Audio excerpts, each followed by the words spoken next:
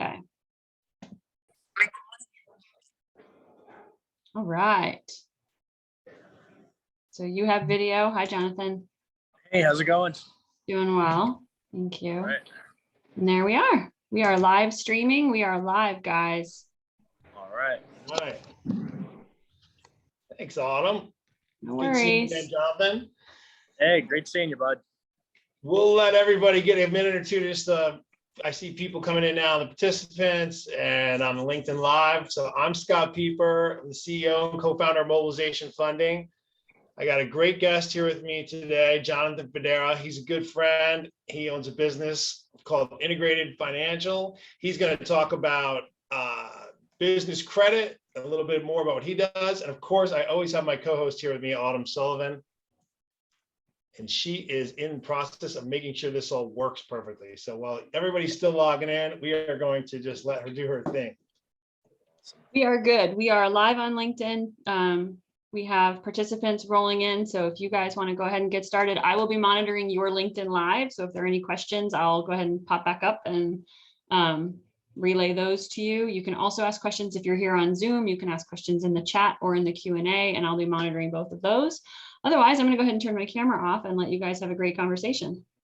Awesome. Thanks, Autumn. Thank you. So yeah, everyone join us now. Integrated Business Financing. Jonathan Federa is the founder and CEO. He is with me today as a guest. We're going to talk about business credit, why it's important, how you can impact it, what it does for you, what it can do to hurt you, and all the different ways you can get this fixed, repaired, or maintain it, and things you can check on. So Jonathan, I know you're traveling, and thank you for joining us. I appreciate it. How you doing today? I'm doing great. Trying to get us a nice view in the background as we're going through this. So guys, thanks for bearing with me. Hopefully I don't come in choppy. I wanted to kind of help and educate everyone a little bit about business credit, right? So everyone understands that you have your personal credit score, right? And that drives almost everything that you do, okay? Including getting an SBA loan, a line of credit, buying a car, buying a house. Well, your business also has a credit score, okay? And it works the same way, but it's different than your personal credit. All right. So when you're going and maybe applying for larger jobs with a municipality, when you're trying to get a piece of equipment or even get a large loan or an SBA loan, your business credit comes into play.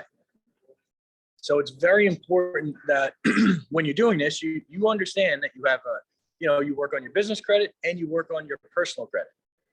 All right. Now, Scott, if anyone has any questions, because I can't see the comments, or if you think you want to fire off a question. Yeah, the question I usually get, and I think it'd be good for you to touch on this, would be just what is business credit exactly? Like, how do I get like I own a business, but how does my business get a credit score, and where do I see it or find it? That's not something I typically hear. That's the most common question I get from our clients or other folks out there. Got it. So the easiest way to say, hey, where can you check your business credit? Dun & Bradstreet. Dun & Bradstreet and Experian are probably two of the more reputable business credit bureaus. All right. And we'll go into how to establish business credit next. Right. So as soon as you start your company, you get your federal tax ID. Once you have that federal tax ID, you can go and apply for your DUNS number or Dun & Bradstreet number. All right. And that's basically the start of you getting and establishing your business credit.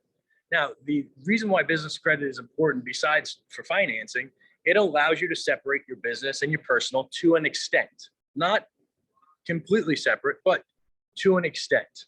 And what that does is now you can go out and get trade lines from vendors, which also helps with your cash flow, right? So if you can get net 15 or net 30 terms from your vendors, okay, instead of putting that on a line of credit or a credit card, that's going to help smooth out your cash flow and ultimately allow you to grow the business a little bit faster, right? So I want to go over 5 things that people usually get wrong, okay, when you establish your business credit, and this will really help. Okay, they're called the 5 fundability factors. 1, you need a business phone number and it can't be a Google voice, number. It has to be listed to the business. The next one, is a business email. So many people have, you know, Scott Pieper mobilization funding at Gmail, right? How many times have you seen that when someone applies, or at Yahoo? Okay. It needs to be, you know, Jonathan at Integrated Business Financing. It's super easy to set that up. You just go to Google and you get a business account. It's a G Suite, and it costs you like $9 a month. So if you're listening and you haven't done that, please make sure you have all this stuff done. Okay. Next is a business address. Okay. And the business address cannot be a PO box. Now, a lot of people say, well, hey, John, I'm home based. That's fine. You can put your home address there. Okay. But you have to have a business address. Okay. Does your business address have to be your mailing address, Jonathan? It does not have to be the mailing address. Okay. Okay. But it absolutely shouldn't be a PO box. You know, Yeah. we both know, being in the industry we're in, PO box is usually indicated, usually there's some level, there can be some level of fraud having a PO box. Nothing's verifiable, right? You're literally just sending your mail to one location. So make sure you have a business address. Now, here's where it's super simple to tie in. All of those three things need to be on a business website. Okay. This website can be one page. It can be a simple one-page website. All right. But not having it is going to have you fail out of those 5 fundability factors. All right. And then the next and the most obvious, having a business bank account. Okay. Have a business bank account. So if you have all those things, then what I would tell you to do is go to Dun & Bradstreet and make sure all those things are listed. Anywhere that your business is online, any web presence you have should have all of those things, and they should all match. All right. When something is pulled and there's conflicting information, it can actually hurt, you know, your business credit and hurt anything that you're doing in the lending process. Does that make sense? It does. So those are the 5 main things that like a Dun & Bradstreet or Experian are going to look at as sort of the, like, what I would call, you didn't say this, but I'm calling them like prerequisites to be able to have business credit. Correct. Once you do those 5 basic things, you're now eligible to have a business credit score, or more importantly, you're going to get a business credit score no matter what. You want to make sure you have one that's going to be positive. And if you have one that's negative because you don't even have it set up, that's going to be a problem. So Yep. I guess my next question to you is then, how does Dun & Bradstreet decide on what my business's credit score should be? Well, that's a great question. So the challenge that most people have with establishing and building business credit, besides the prereqs we just went over, is that business credit only 7% of companies actually report. Okay, so you want to make sure that you're using companies that are reporting and you're opening up trade lines. Okay, don't buy trade lines. You're opening up trade lines that your company is using. So I'll give you some real easy ones. Every single business can use Staples, can use Best Buy, can use Uline. Okay, when you go and apply at these places, you want to apply using your DUNS number. All right, because then it's going to report to Dun & Bradstreet. And just like a credit card, when you go there, you use the business credit. Okay, they might start you off super low. You use the business credit and then you pay it off at the end of the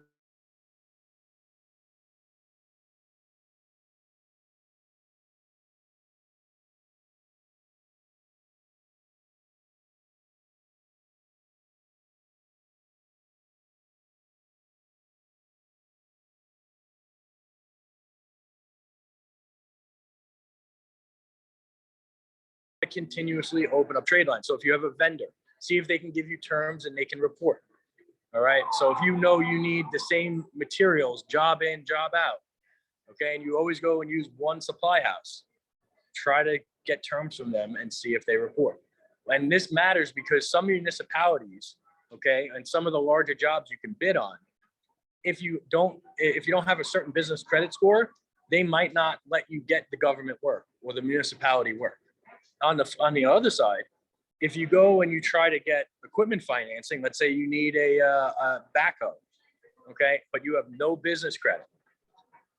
getting that approved is going to be tough. I just had a friend of mine try to buy a lot of trucks and a lot of trailers, but she didn't have anything recent on her business credit. So it's been a much harder process than if she had established business credit that she was actively using. And she does have a good credit score. So this stuff matters, especially when you're trying to grow and scale your business. Nice.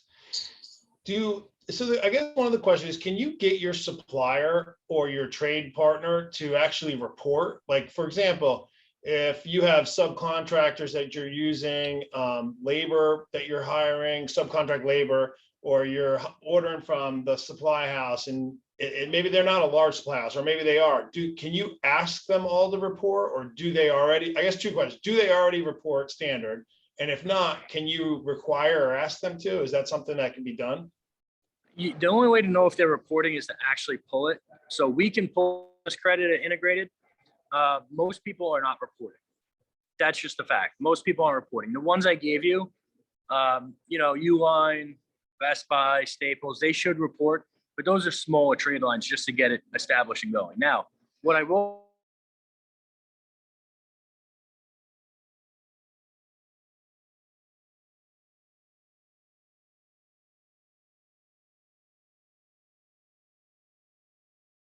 all right. Typically, if we build somebody's credit, right, their business credit, we can build $50,000 in trade lines within 6 months. That'll normally take, 12 to 18 months. All right. But it is important because as you go on and as you try to scale your business, take on bigger jobs, and you need to buy equipment or maybe an SBA loan, you really want that established. So you can ask anybody to report, and hopefully they do. I don't think you can require it. But if you have open business relationships and you're working with, like, let's say you're working with my team, we can see if we can have it self-reported, which would add to that trade line. When you said it's really expensive, were you talking specifically about the Dunn's program that they try to sell, or are you saying it's just expensive to have business credit in general? It's not expensive to have business credit, but Dunn's does have a done for you service. Okay, that is expensive. So you don't need that necessarily. You do not need that. All right. So if I'm a business owner, I want to have established business credit. I see the value in it. I have a business. I meet the 5 fundability criteria that I need. I do buy from Staples or Uline, so I have some small credit there. I might even have a credit card that I'm using in the business that is in the business name that can be paid for, but I still don't have a lot of business credit. How do I build that up? What can I do? You want to just open more trade lines. Okay, Open so even more if they're trade lines. smaller trade lines. Well, Yeah, what does Dun & Bradstreet do then as a service, or do you offer as a service in order to help build those trade lines up to where I can have 50,000? If my business credit shows I'm worthy of a $50,000 credit limit, or 100 or more, or whatever. Yeah. So what we do is we have a team that specializes in it. So you would, inquire about that first. We don't offer that to anybody unless we've actually pulled their business credit first, because if they already have established business credit that's really strong, we don't want to pay for something that we're really not going to help. So what we would do is we'd have a review. We would do a review with you. And then if we think that we can really help and add value, we would connect you with our team. They would literally direct you who to apply, how to use it, when to go on to that next level, that next vendor. Because what happens is a lot of these companies change who reports and who doesn't, right? So our team stays on top of who's reporting, how they're reporting, and what bureaus they're reporting to. So let's say somebody only reports to Experian and we need them to report to Dun & Bradstreet. We can actually go in there and self-report. So that's really how the service works. Now, if you are in construction or manufacturing or anything like that, the other way is use your business credit, right? So let's say your business credit is established and you need to get a $40,000 piece of equipment. Well, you should be financing that equipment because that will absolutely report. We can help you finance that equipment. It'll absolutely report to your business credit. And as you build, what you're doing is you're putting comparable debt on your business credit.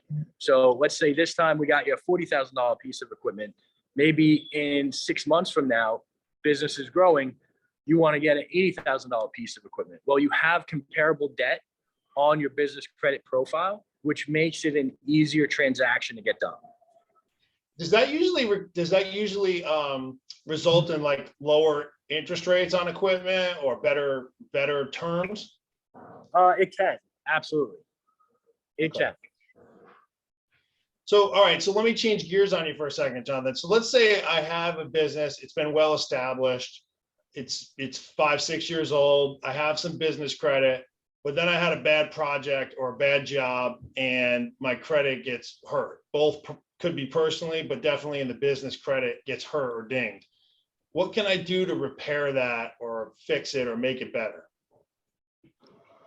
It depends on what was damaged there, right? Like personal credit would work a little bit, differently. Personal credit is you're 30 days behind on a car payment, right? Mm-hmm.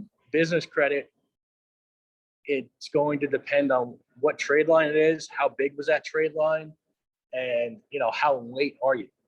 If you pay it and bring it current, that's going to help you. Also, if you establish other trade lines that are strong and larger, that's going to help you. Like credit is all weighed on, one, are you making all your payments on time? Two, how many trade lines or how many people have issued you credit? And three, what is your utilization? Right? So anytime that happens, it's all right, you got to bring it current and then use it the right way. Okay. And then ultimately, if you can open up more trade lines and use them and make sure they're current, that's always going to show a positive pay history. Gotcha. Okay. So again, going back to construction or manufacturing, because that's a lot of our clients and our audience. In the business credit world, outside of equipment financing and maybe an SBA loan, and frankly, a lot of the SBA loans that I've seen given to clients, it relies so little on the business credit side to help them get it necessarily as much as it does like the financials and the cash flows and the tax return, the general business itself. What priority should we be putting our business credit in when it comes to trying to get a loan on the business? Equipment financing is really where it's going to come into play. Okay. The most. And then I would say bidding on municipality work or government work, it comes into play. SBA, like you said, sometimes it does make a difference, right? But for the most part, or a very, very large transaction.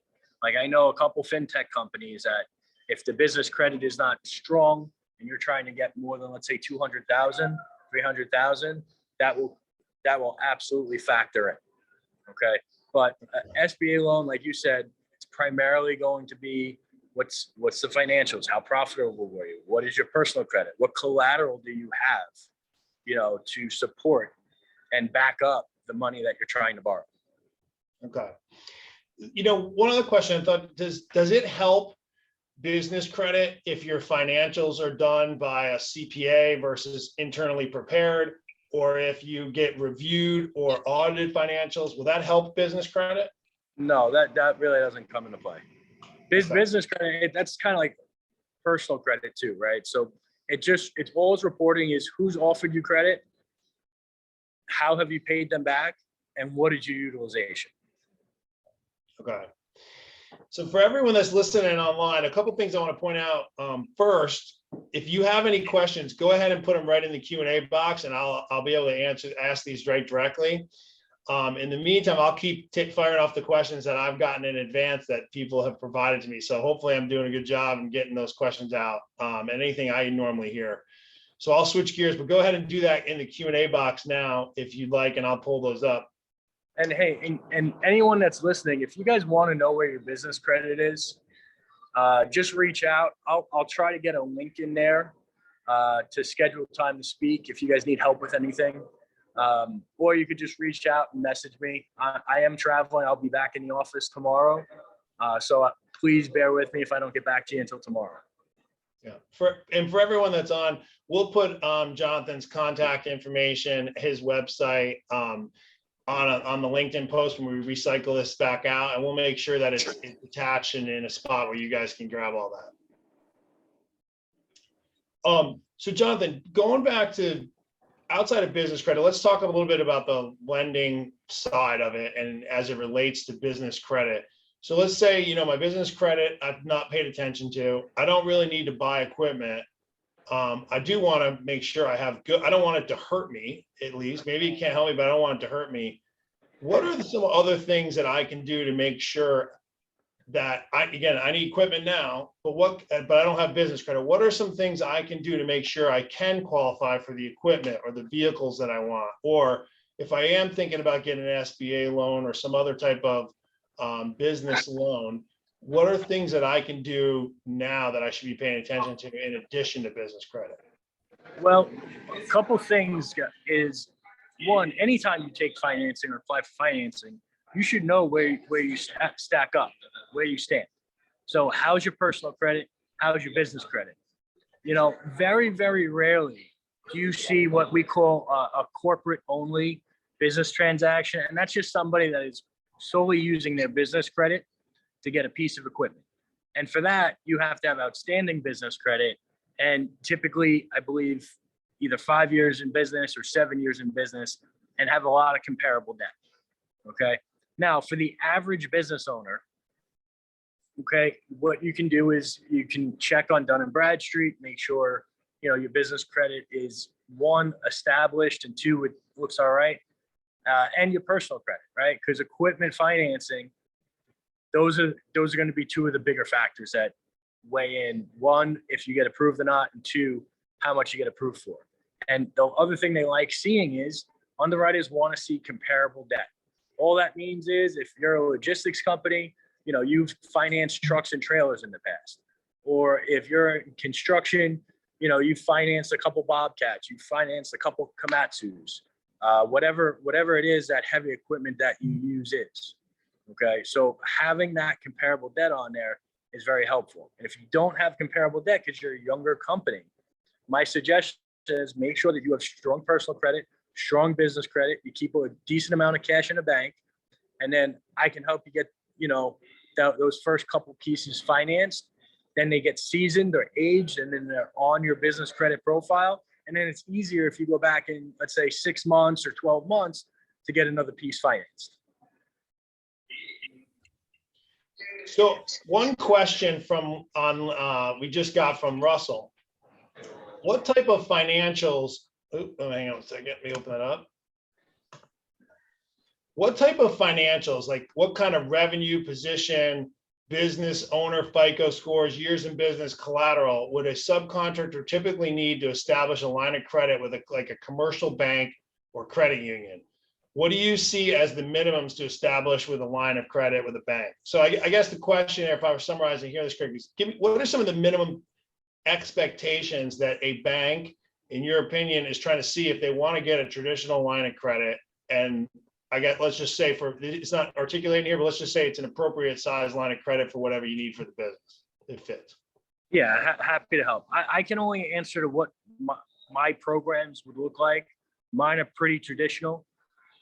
So for a line of credit, you're going to want to see 2 years in business, at least $30,000 a month in revenue, eight plus deposits. Okay.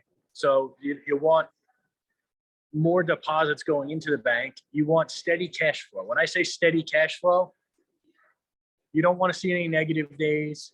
You want to keep, rule of thumb, between 5 and 10% of whatever your top line sales are as an average daily balance. So let's say you're doing $50,000 a month. Ideally, we'd like you to have $5,000 average daily balances. On the low end of the credit spectrum, 650. Anything above 650 is a plus. So that's where I would say your bare minimum, or that's where the credentials would be. So 2 years in business, 650 credit, at least $30,000 a month in revenue, and good cash flow. I can add to that question too. I just attended a conference 2 weeks ago where some of the larger banks and some smaller regional sized banks, but 6 different banks were there, and they talked about their criteria. There was a few things that I took away from that. One was they all care about personal credit for sure, even though it's on your business, they absolutely care about that. The minimums ranged exactly from as low as 570, but that was specific to a micro loan product by one credit union only here that happened to be local. And those loans only went up to 15 grand. But the minimum threshold was really at 640 and above. For significant lines of credit, they wanted to see 680 and even over 700. And then that was just personal credit. The business needed to be able to show that it could cash flow typically 1.5 times the debt service to be able to handle a traditional loan like an SBA loan. If it was a line of credit, they didn't give specific criteria. Well, they gave the criteria on the credit, but from a business perspective, they want to see that it's appropriately sized. They're going to have specific uses for that line of credit. They want to see it used and paid down, almost nearly used and paid down on a monthly basis. Even if you were to use it, pay it down and immediately redraw it the next day, they want to be able to see that you're using that line of credit as not a loan, but more as a use of free cash to handle differences between payment terms that you may have with a supplier or payroll, bridging the gap between when you're paid and not. And they want to see the financial discipline on being able to do that.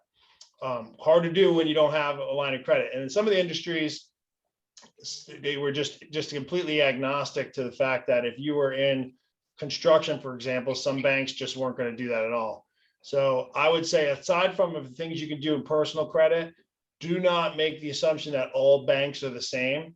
Find your smaller community-sized banks where you can have a relationship with a specific banker and get in now before you ever need or want a line of credit. You're going to need to build a long-term relationship with them, face-to-face, somebody that can work and advocate on your behalf. That was the biggest takeaway I took from them. They made that point clear. So get in, build a relationship with them, make sure you have some deposit accounts, let your face be seen, show them a business plan, show them where you're going, what you're trying to establish, let them know you don't need them right now, but you really are going to look forward to them as you execute. Give that banker the information that you can submit to and start building that rapport. Are there any other questions in there? Nope, at the moment. Jonathan, I have a question for you. What are some of the what's a typical question or two that you are typically asked, but no one's asked, or I haven't asked you yet today? About business credit or just in general? Well, I'd say business credit for sure. But if there's some other nugget in there, yeah, definitely. But any other questions on business credit or repairing it or? I think the biggest thing is people ask, when should I do it? Right. That's one of the things that everyone wants to know. And the truth of the matter is, it's like planting a tree. The best time to plant a tree was 30 years ago. The next best time is today. All right. So the thing is, with business credit, it does take time. Okay. It takes time to build. So you want to start today. Okay. Anytime you want to apply for financing, think about it. Scott, we help business owners all the time get financing to grow their business. However, how many times does somebody wait too late or wait till they absolutely need the financing to reach out instead of contacting us prior to when they need it, planning it out and understanding, that you want to be in a good position. Like, the best time to apply for financing is when you don't need it. Why? Because your credit's probably strong. Your cash flow is probably strong. We're going to be able to get you a line of credit. We're going to be able to get your project funding. We're going to be able to help you, right? You don't want to wait until there's been a severe need, the cash flow's banged up, you started, leveraging your personal credit cards to float things, and now your personal credit is struggling. So with business credit, the best time to start is when you start your business, okay? But if you've never focused on it, it's something you should look into today. And if you need help, reach out. I'm happy to do it.